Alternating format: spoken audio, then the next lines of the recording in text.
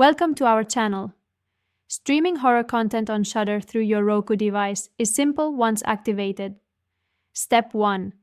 Turn on your Roku device and ensure it's connected to the internet through your home Wi-Fi network. Step 2. From the Roku home screen, navigate to the streaming channels option using your Roku remote. Step 3. Search for Shudder in the channel store by typing the name in the search box.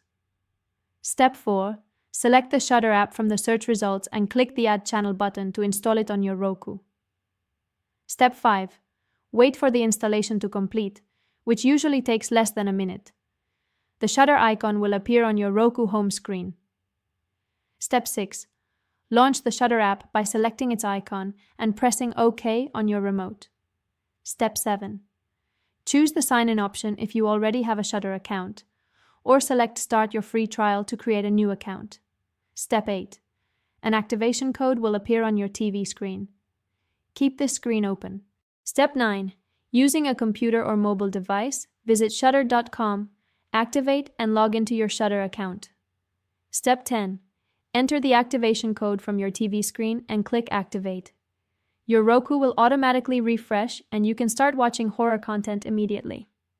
Don't forget to like this video and subscribe to our channel.